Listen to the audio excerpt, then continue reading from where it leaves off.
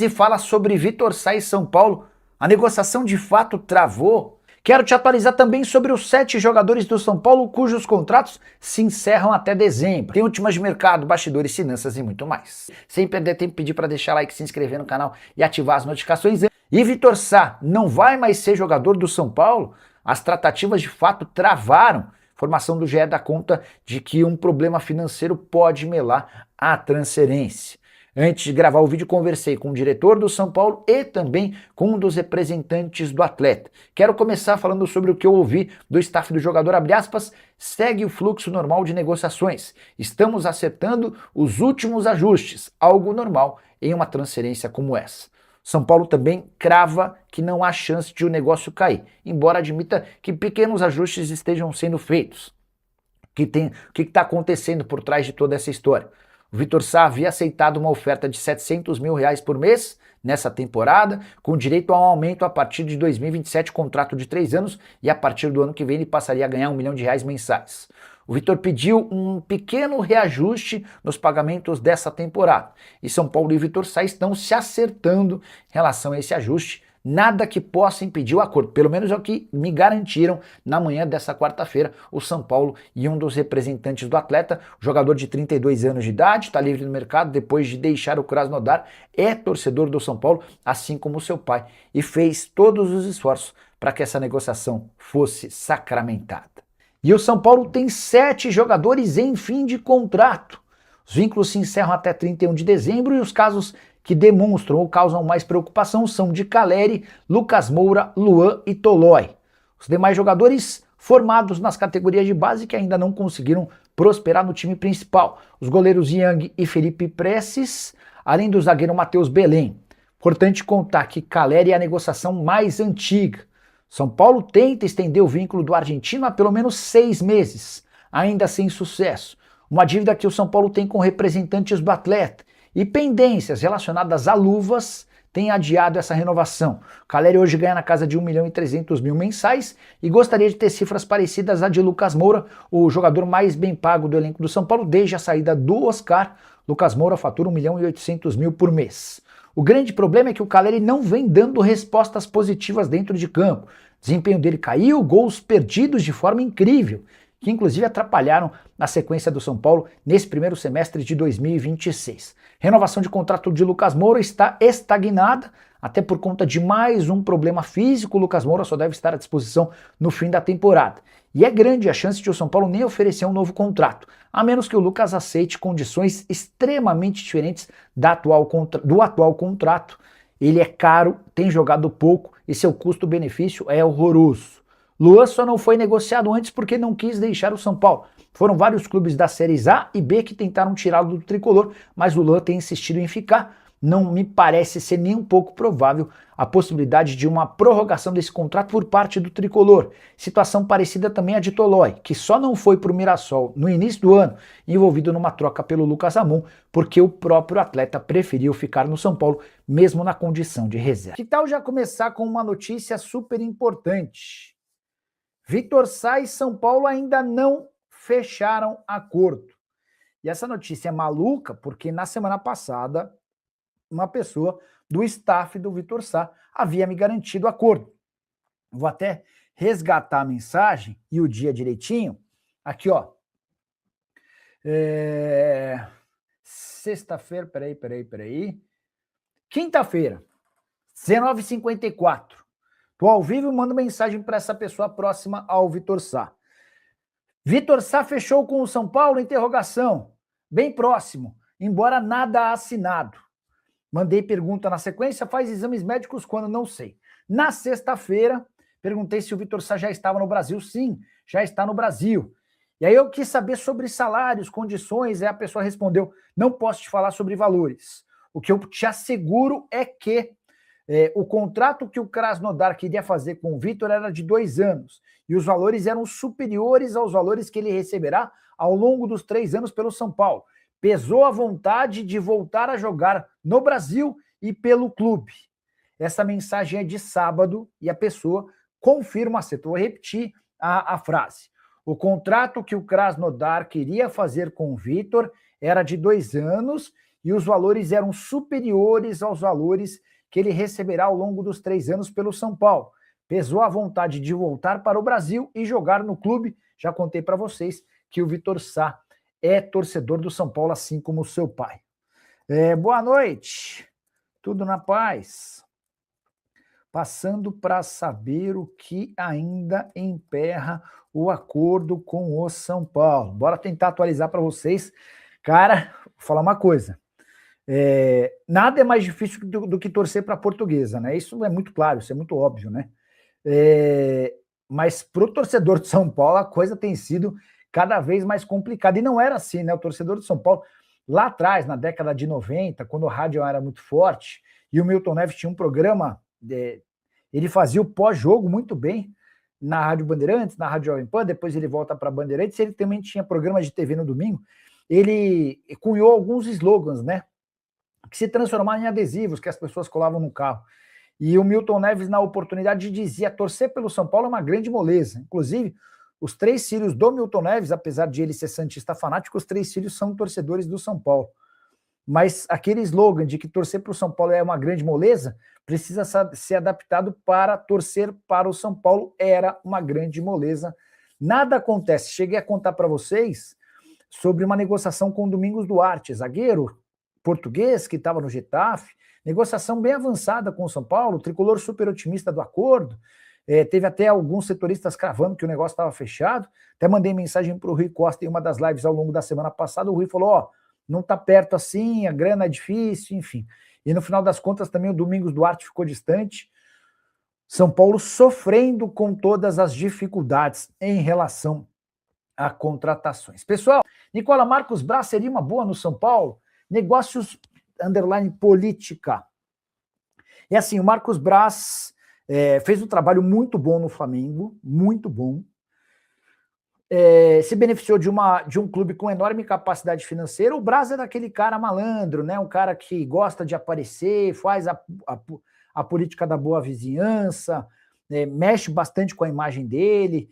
Deu alguns deslizes no Flamengo, chegou a morder a virilha de um torcedor do Flamengo, enfim. Mas acho que o saldo foi bem positivo no Fla. Foi para o Remo, conseguiu acesso no Remo da Série B para a Série A, e quando da estreia do Remo na Série A, ele acabou indo embora, ninguém entendeu ao certo o motivo. O que eu posso te dizer é que há uma pressão muito grande para a demissão do Rui Costa, com membros do Conselho até abrindo um pedido oficial pelo afastamento do Rui Costa, mas nesse momento o presidente do São Paulo luta para a permanência do Rui Costa. A avaliação do Arrem Assis e também do Rafinha, que é o braço direito do presidente, é de que o trabalho do Rui Costa é bom, e eles vão tentando segurar, na medida do possível, a permanência do Rui Costa, tá? Eu tenho dúvida se o Marcos Braz seria a solução. E aí, só para completar, né, negócios... E aí eu já queria até deixar essa pergunta para vocês. Quais são os bons executivos de futebol em atividade no Brasil? A gente reclama muito da falta de técnicos brasileiros, e isso é real, mas, cara, a falta de executivos de primeiro nível também é um negócio que me causa susto, tá bom? Mais um superchat. Eu, como São Paulino, gostaria de ver ele no lugar do Rui Costa, porque ele tem uma malandragem, é verdade, uma malandragem que é boa no meio do futebol. Sou Bruno de Itapetininga. Brigadão, Bruno, pelo superchat. Você tem razão nesse ponto. O Marcos Braz é um cara que se vende bem, ele vende bem o clube dele, ele tem boa relação com os empresários, é aquela figura que se relaciona bem com praticamente todo mundo, né? É bem mais fácil fazer futebol no Flamengo com toda a capacidade financeira que o clube tem do que no São Paulo, em que você não tem grana, por exemplo, para contratar Vitor Sá e Domingos Duarte. Mas, boa, tá registrado aqui, ó. Deixa eu pegar mais participações de vocês. O Gilmar Lima escreve: a negociação com o Vitor Sá travou. Ele quer mais grana, tomara que o Rui Costa não aceite. Já mandei mensagem para uma fonte próxima uma pessoa que trabalha com o Vitor Sá. Vou tentar aqui também. Falando sobre o Vitor Sá, o Silmar Lima perguntando notícias do São Paulo. Deixa eu falar uma notícia além dessa do Vitor Sá. O Tricolor hoje tem 7 atletas cujos contratos se encerram em dezembro. Tá?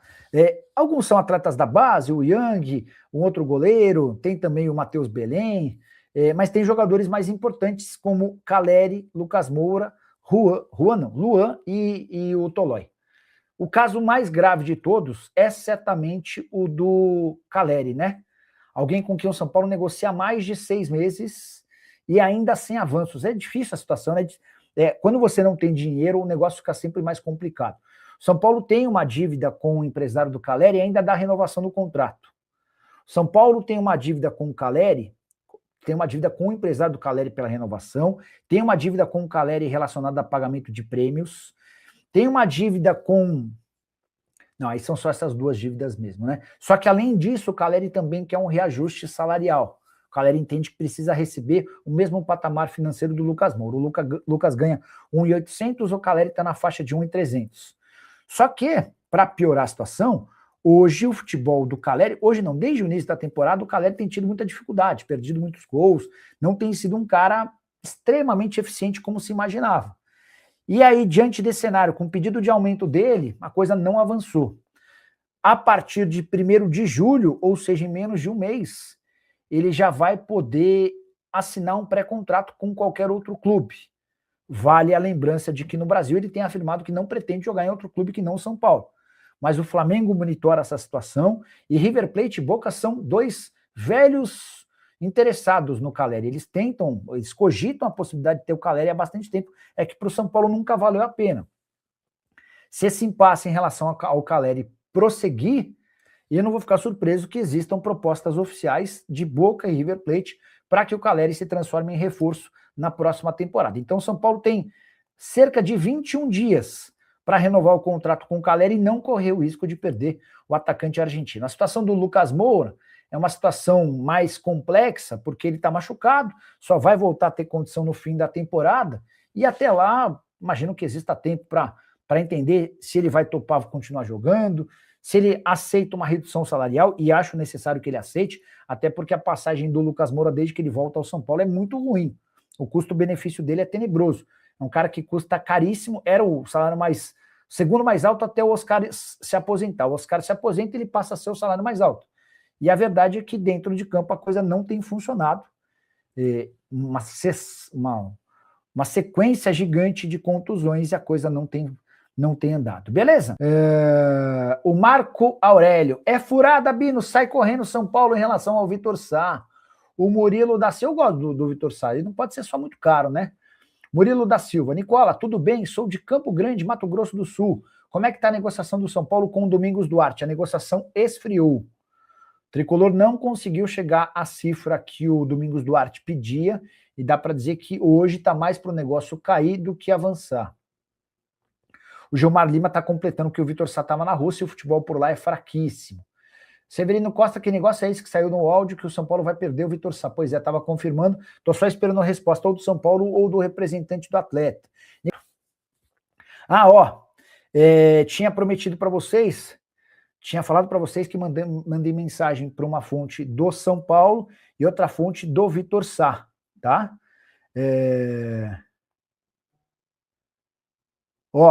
Informação importante, hein? Respostas do São Paulo e também do staff do Vitor Sá. A resposta do São Paulo. Pergunta que eu fiz. Passando para saber se o negócio com o Vitor Sá subiu no telhado. A resposta dessa fonte no São Paulo. Não me parece que tenha ocorrido isso. Ou seja, tudo encaminhado, certo? Foi o que eu entendi a partir da resposta. A fonte ligada ao jogador. Passando para saber o que ainda emperra o acordo com o São Paulo. Até onde sei, está tudo encaminhado. Então, a informação do UOL, dando conta de que Vitor Sá e São Paulo estão distantes, foi desmentida por um dos representantes do atleta e por um dirigente importante do Tricolor, tá? Deixa eu tentar avançar com o dirigente, com o empresário. Você tem ideia de quando ele faz exame médico? Porque aí, com o exame médico, é o sinal de que a coisa encaminhou mesmo, né? Entre e sai, né? Vamos lá. O UOL publicou que a negociação entre Vitor Sá e São Paulo ficou distante e que poderia travar. Quer ver? Deixa eu ver se eu consigo localizar o que foi escrito. Vitor Sá, São Paulo. Aqui, ó.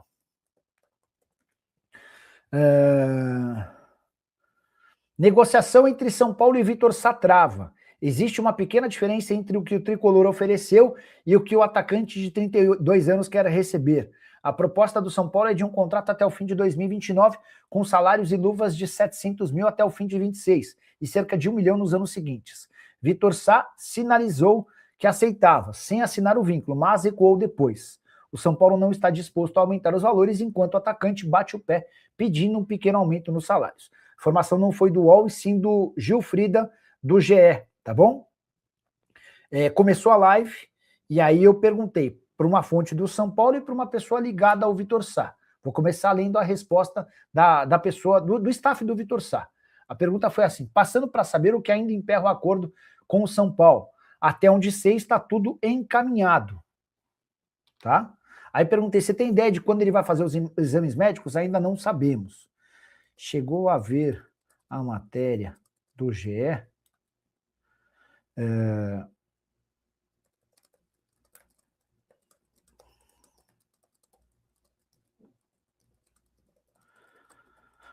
Aí mandei também uma mensagem para uma pessoa do São Paulo. A pergunta foi assim: passando para saber se o negócio com o Vitor Sá subiu no telhado mesmo.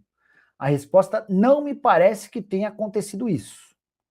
Não me parece que tenha acontecido isso, tá? Então, o discurso de São Paulo e staff do Vitor Sá de que a coisa está encaminhada, está a ponto de acontecer, em vias de acontecer, embora ainda não exista até esse momento uma data para realização dos exames médicos que permitiriam a assinatura do contrato, tá? A família Santana, René que está no Vitória, é empréstimo da... Não, eu estava explicando já, o René foi comprado, né, pelo Vitória. O Juscelino Patrício, João Freitas, Rodrigo Marcondes. Para você, Dorival Júnior fará campanha melhor ou pior do que ele fez no ano passado, com apenas uma contratação? Rodrigo, imagino que o São Paulo vá contratar mais reforços até 20 de julho. É que eu e vocês, somos muito acelerados, né? A gente é desesperado, para falar a verdade. É uma ansiedade monstruosa. E eu entendo vocês porque eu também sou assim. Eu adoraria que todos os reforços já tivessem sido contratados, enfim. Quanto mais reforço, melhor. Mas ainda resta, para a abertura da janela de inscrições, 1 mês e 11 dias. Então, contratar agora significa gastar salário antes do tempo. Vale, por exemplo, citar o caso do Vitor Sá, né? O Vitor Sá ainda tem contrato com o Krasnodar até 30 de junho. E embora já esteja meio certo que ele não vai ficar por lá, talvez se o São Paulo anunciar que ele já foi contratado, talvez o Krasnodar fale: ah, é? Então tá bom, então o São Paulo paga o salário desse mês. E por lá ele ganha mais de R$1 milhão mensais. Enfim, é só para vocês entenderem como muitas vezes a pressa, nesse momento, é inimiga da perfeição. Para os clubes é mais vantagem postergar essa história, tá? Qual a chance de hoje o Caleri ficar? A pergunta é do Gilardino. Gilardino, se você ligar para qualquer pessoa no São Paulo, a resposta é de que ele vai ficar, tá? Peraí, tô só pegando um negócio que caiu. A resposta é de que ele vai ficar. O problema é que o São Paulo diz isso há meses. E há meses o contrato não é renovado. Cara, tem boi na linha, tem alguma coisa estranha. É um baita ídolo, é um cara que é referência do torcedor, é um cara que de fato veste a camisa do São Paulo como um torcedor dentro de campo, mas a coisa não tem andado. E a partir de 1º de julho, ou seja, em 21 dias, o Caleri vai estar disponível para assinar pré-contrato com qualquer clube do Brasil ou do exterior. O Gonzales Metilli no São Paulo. Existe esse jogador ou é uma... Existe. Francisco Gonzales Metilli. Confesso que nunca havia ouvido falar. Jogador do Belgrano, 29 anos de idade, veste a camisa 11. Temporada de 15 jogos, 4 gols. Titular e autor de um gol antes da pausa para a Copa do Mundo. Avaliado em 2 milhões de euros. Esquece. Nem vou mandar mensagem PH, posso até mandar mensagem, né? Não custa nada. Mas, cara, o São Paulo não tem grana para fazer investimento desse nível. São Paulo, hoje, está em busca de atletas que cheguem de graça. E até os de graça, como o Domingos Duarte e o Vitor Sá, vocês têm percebido toda a dificuldade e morosidade. Está muito difícil para o São Paulo fazer futebol sem grana, né? Cheguei a contar para vocês num vídeo recente, cara, que o São Paulo hoje, por exemplo, está bem distante daquelas duas metas estabelecidas pelo fair play financeiro, né? As metas que dizem respeito é assim, a partir desse ano, uma agência foi criada para regulamentar e para fiscalizar os clubes. Esse é o termo certo, para fiscalizar os clubes. E os clubes não podem exceder alguns padrões, né? Por exemplo, você não pode gastar mais de 70% das suas receitas com o departamento de futebol. São Paulo gasta 90%. O seu déficit operacional não pode ser superior a 2,5%. Do São Paulo era de 38%. E tudo isso causa um enorme desespero no São Paulo. O São Paulo precisa urgentemente reduzir custo e, ao mesmo tempo, urgentemente trazer novas receitas. E a gente não vê nenhum desses movimentos sendo feitos, né?